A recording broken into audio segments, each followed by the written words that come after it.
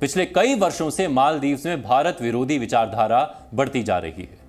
मालदीव सरकार के 3 मंत्रियों की ओर से भारत और प्रधानमंत्री नरेंद्र मोदी के खिलाफ किए गए एक्सपोस्ट एक लौती घटना नहीं है, बल्कि ऐसे कई मौके आए हैं जब मालदीव्स में भारत विरोधी नारेबाजी और प्रदर्शन देखे गए हैं।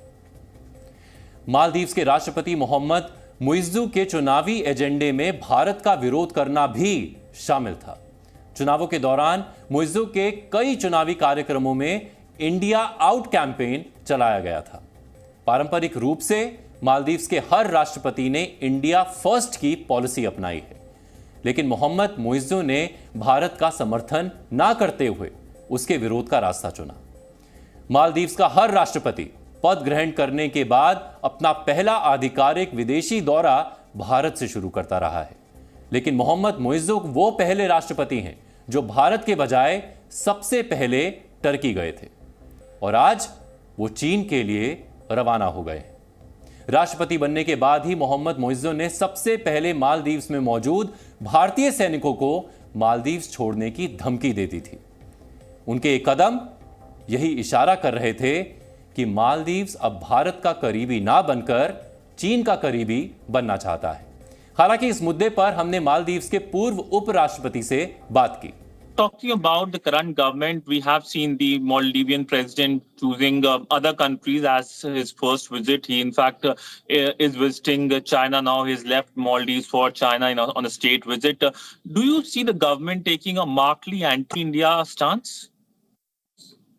So it's been like two months to the government. So I'm just I'm also an observer as you are. So what I see that is what should have happened was the first state visit should be to India, which has been practiced by almost all the presidents, including President Yamin himself. So this didn't happen, and then.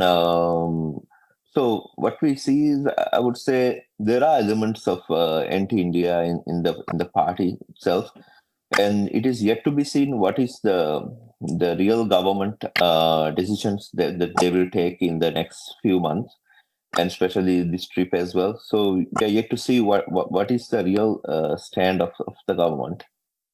वैश्विक राजनीति पर नजर रखने वाले जानकारों का मानना है कि प्रधानमंत्री नरेंद्र मोदी का लक्षद्वीप टूरिज्म को बढ़ावा देने के पीछे एक वजह मालदीव्स के राष्ट्रपति को समझाना भी है कि वो भारत पर कितना निर्भर करते हैं। भारत से रिश्ते खराब होने पर मालदीव्स में भारतीय सैलानियों की कमी होगी, जिसका बड़ा असर इस देश पर पड़ेगा। जो अब खबरें आ रही हैं उसके हिसाब से देखा जाए तो असर पड़ने भी लगा है। मेरे पास अभी तक तो कल आफ्टरनून अप्रोक्सीमेटली 2 o'clock तक मेरे पास 15 कैंसिलेशन आई है। ऑल टुगेदर मैं 25 बुकिंग थी मेरे पास, तो उसमें से 10 कैंसिलेशन तो हुआ नहीं है। मोस्ट प्रोबेबली हम ये कोशिश कर रहे हैं कि उनको पुश करने के लिए लक्षद्वीप, क्योंकि अब वो उनका रिफंड का थोड़ा इशू आने वाला है आगे जाकर, तो हम यही कोशिश करेंगे कि इनको लक्षद्वीप के लिए हम पुश करें ताकि वो हमारे टेरिटरी है और कोई नहीं चाहता है कि कोई दूसरी कंट्री में हमारे कंट्री को अगर हर्टफुल सेंटेंस दिया जाए तो उसको लेके कोई तकलीफ हो। कल रैपिड्स कॉल आते गए तो मेरे को इतना मालूम पड़ा है कि लोग अभी मालदीव कैंसिल करके लक्षद्वीप के लिए बहुत फोकस कर रहे हैं और लक्षद्वीप में शायद से हमारा बहुत अच्छा बूस्ट होगा इस साल ही नहीं। हम यही कोशिश करेंगे कि मालदीव जो बाइकआउट हो गया इंडिया की लिस्ट से और ये फ्रेंडशिप जो टूट गई है उसको लेके, देखो हम तो पॉलिटिक्स के खिलाफ है नहीं, हम तो एक ही कोशिश करेंगे कि tourism should boost in India और प्रमोट तो हमारा लक्षद्वीप ही रहेगा। भारत के लोग इस बात से बहुत आहत हैं कि मालदीव्स के मंत्री भारत के बारे में इस तरह के बुरे विचार रखते हैं। भारतीय इस बात से नाराज हैं कि मालदीव्स के मंत्री उनके देश के प्रधानमंत्री का मजाक उड़ा रहे हैं। मालदीव्स की ट्रैवल बुकिंग कैंसिल होने की घटनाएं केवल छोटे मोटे ट्रैवल एजेंट्स तक ही सीमित नहीं है। भारतीय टूरिज्म कंपनियां भी मालदीव्स टूरिज्म को लेकर अपने हाथ खींच रही है। पिछले 3-4 दिनों से आप देख रहे हैं कि कैसे मालदीव्स के जो रिप्रेजेंटेटिव्स हैं, मिनिस्टर्स हैं, उन्होंने हमारी कंट्री के बारे में और हमारे आदरणीय प्रधानमंत्री के बारे में क्या क्या अपशब्द यूज किए।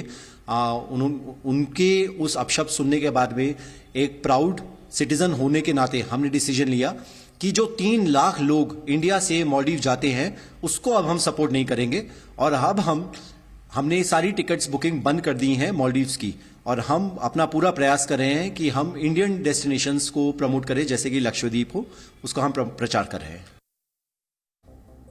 Travel agents association of India भी मानती है कि भारतीयों का पसंदीदा टूरिस्ट स्पॉट मालदीव्स ही रहा है, लेकिन भारत और भारतीयों के लिए अपमानजनक टिप्पणी के बाद लोगों ने मालदीव से दूरी बनानी शुरू कर दी है।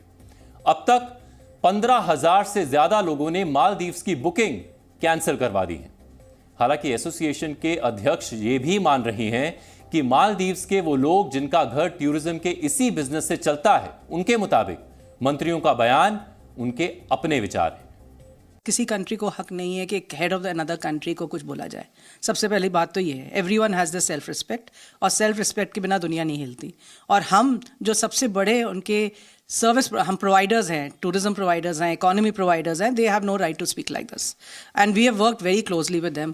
ओवर कोविड के टाइम भी हमने एज टाई बहुत क्लोजली काम किया मालदीव गवर्नमेंट के साथ, मिनिस्टर्स के साथ और उनके सारे स्टेक होल्डर्स के साथ। तो एक हमारा बहुत बड़ा हाथ है उनको वापस खड़ा करने के लिए।